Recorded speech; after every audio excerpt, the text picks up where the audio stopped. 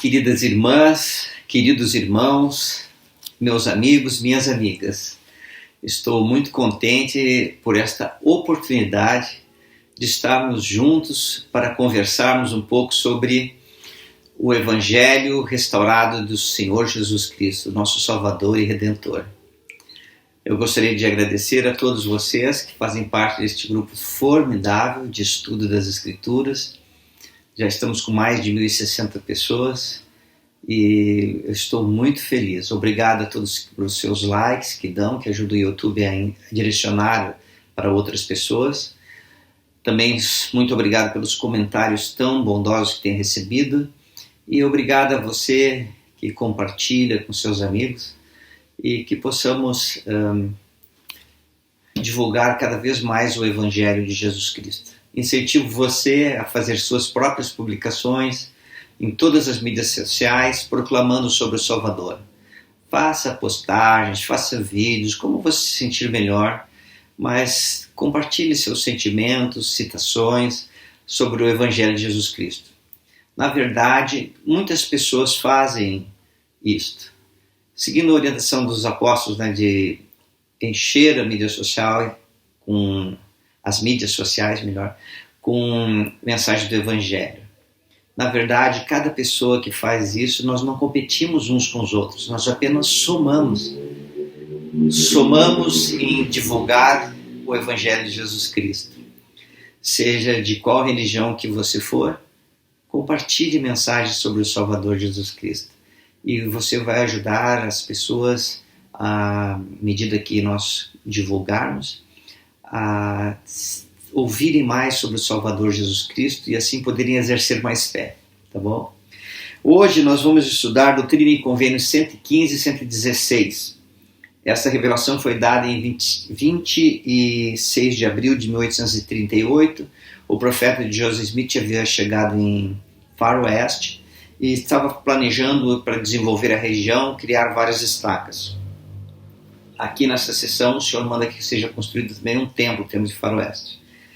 E, na verdade, eu gostaria de compartilhar com vocês 3 versículos, os versículos 4, 5 e 6. No versículo 4 diz assim: Pois assim será a minha igreja chamada nos últimos dias, a igreja de Jesus Cristo dos santos dos últimos dias. Que lindo, não é? E o presidente Russell M. Nelson, o profeta vivo do Senhor para os nossos dias, para o mundo todo, ele tem incentivado os membros da igreja a falarem o nome correto da igreja. A Igreja de Jesus Cristo dos Santos dos Últimos Dias. Os sites da igreja foram mudados, as contas de mídias sociais da igreja foram alterados. E se você entrar hoje numa mídia social, por exemplo, como Sud ou Mormons, ela vai redirecionar para Church of Jesus Christ, a Igreja de Jesus Cristo. E tudo para se adequar ao que o Senhor tem ensinado. É muito importante isso. A Igreja de Jesus Cristo dos Santos dos Últimos Dias. Eu sou muito, muito, muito, muito feliz de ser membro da igreja. Eu conheci a igreja ainda na minha juventude, eu tinha 18 anos, estava na escola militar, quando eu conheci a igreja. Eu sou tão grato por ter recebido a influência do Espírito Santo, testificando que eu havia encontrado o lugar de meus sonhos, um lugar onde eu pudesse viver e criar minha família, montar uma família. Eu era jovem e solteiro na época. E eu sou tão feliz por termos profetas vivos na terra, apóstolos, por os poderes de Deus estarem conosco novamente, por termos revelação de profetas vivos, termos apóstolos, as verdadeiras testemunhas de Jesus Cristo. E eu estou muito, muito feliz. E eu compartilho com alegria isso com você hoje. Então, esse é o versículo 4. No versículo 5 diz assim: Em verdade eu digo a vós todos, erguei-vos e brilhai, para que vossa luz seja um estandarte para as nações. Então, está dizendo para brilhar, erguer-se. Como posso erguer-me e brilhar para o mundo? Uma boa pergunta, né? Observe que aqui o Senhor fala, né, Jesus Cristo, para ser um estandarte para as nações. Nós sabemos que a igreja de Jesus Cristo são os últimos dias, o mesmo reino citado por Daniel, que uma pedra cortada da montanha sem mãos, que rolaria e destruiria todos os outros reinos e encheria a terra. A igreja de Jesus Cristo são os últimos dias. Ela está novamente sobre a terra, foi restaurada. A mesma igreja de Jesus Cristo, quando ele a estabeleceu no meridiano dos templos, no seu ministério mortal. E quando fala no estandarte, está se referindo à igreja. Mas quando você pensa na igreja física, capelas, templos, organização, ela em si não é o que brilha, são seus membros. E aqui o Senhor está dizendo, erguei-vos e brilhar, que cada um de nós, como membros da igreja, devemos erguer-nos e brilhar. Como eu posso me erguer e brilhar? Essa é uma pergunta. E eu gostaria de dar uma resposta muito simples. Vivendo o Evangelho de Jesus Cristo.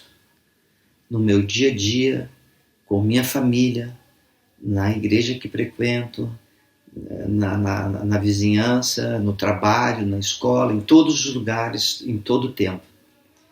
Se você viver o Evangelho, você automaticamente estará brilhando, erguendo-se como uma luz do mundo. Em Mateus nós encontramos, né? Vós sois a luz do mundo. É o que fala Mateus 5, né?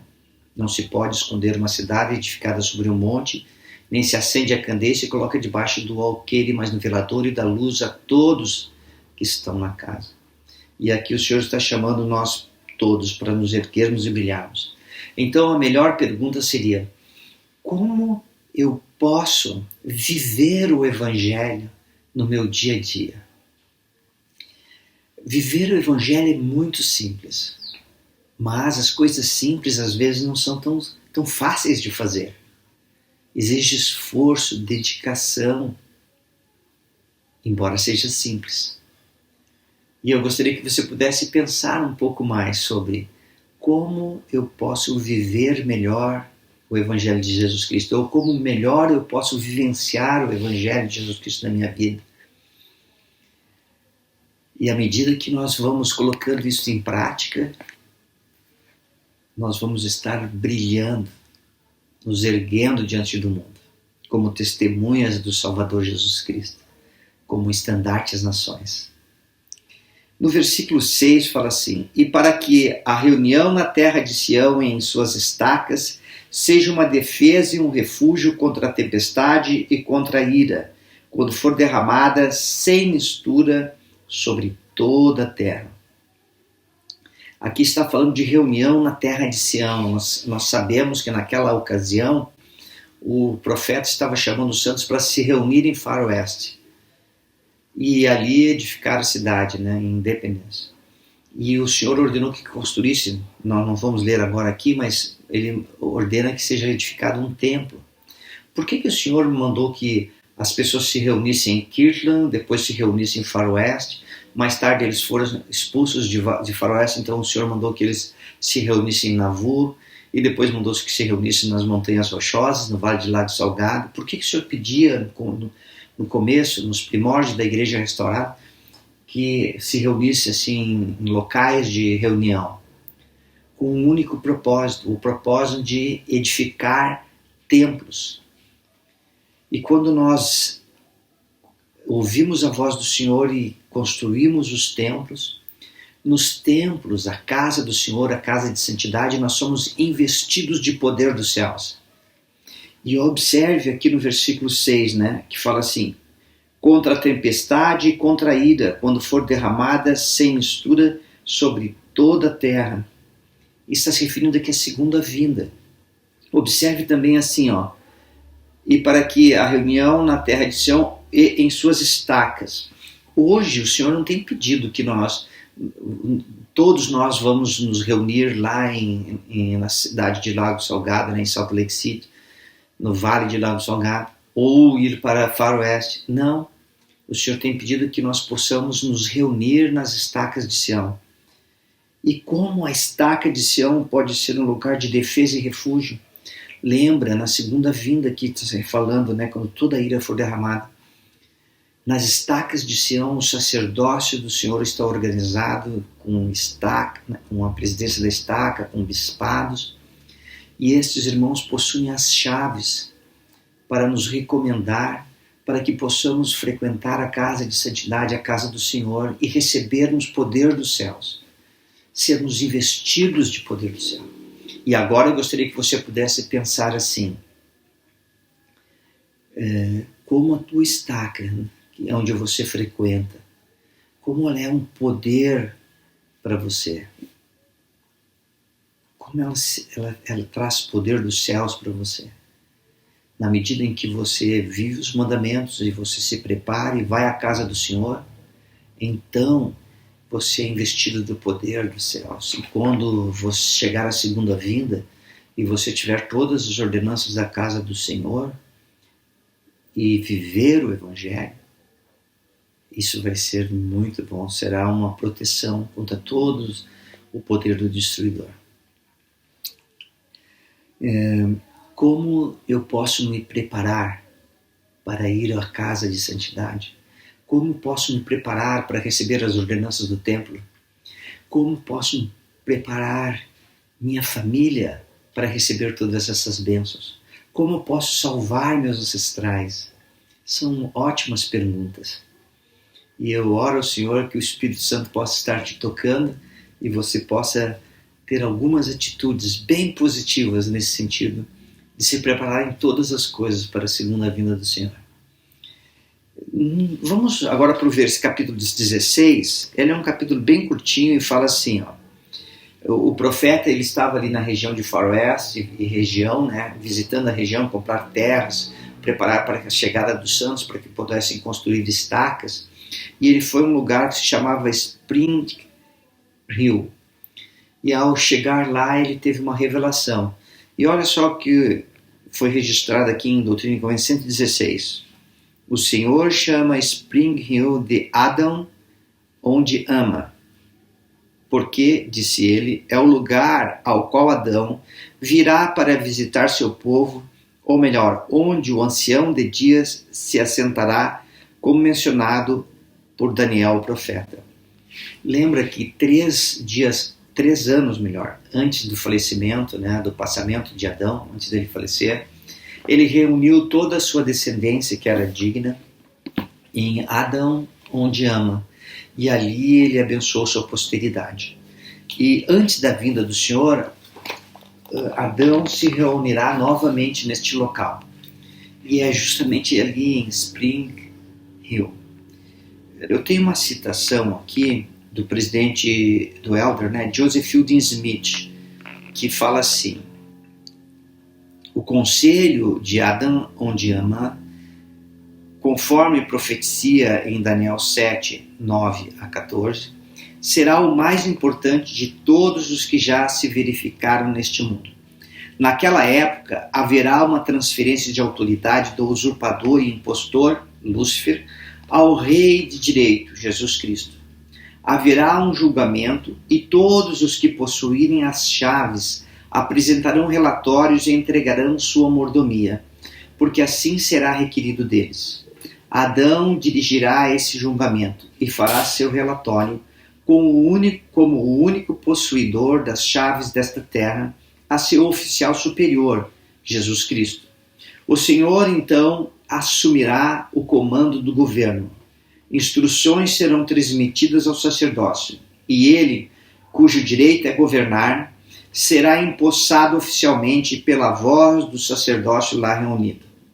Esse grande conselho será composto dos que foram fiéis e estão vivendo agora na terra, e também dos profetas e apóstolos antigos, que tiveram autoridade dirigente.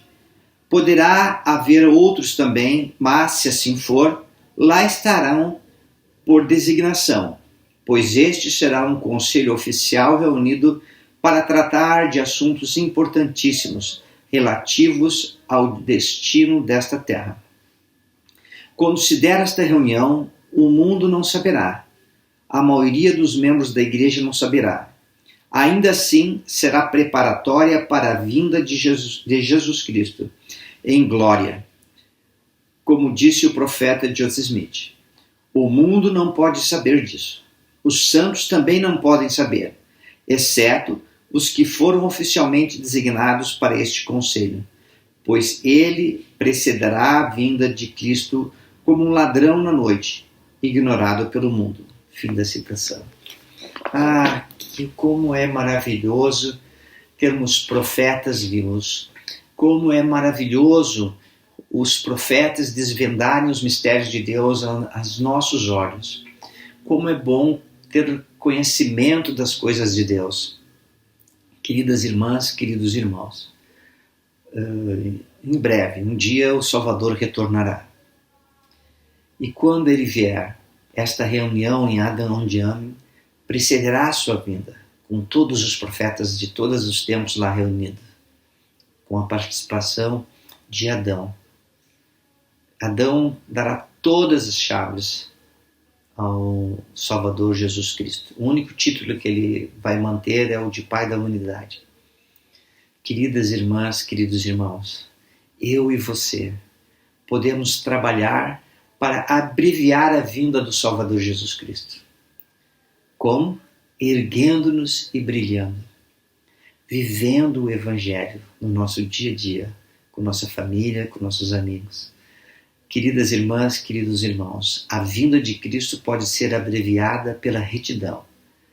Que possamos orar a Deus, nosso Pai Celestial, e pedir dele orientações de como ser mais reto na vida, para que a vinda do Salvador possa vir mais depressa. E esta é a mensagem que eu deixo com vocês hoje. Em nome de Jesus Cristo, amém.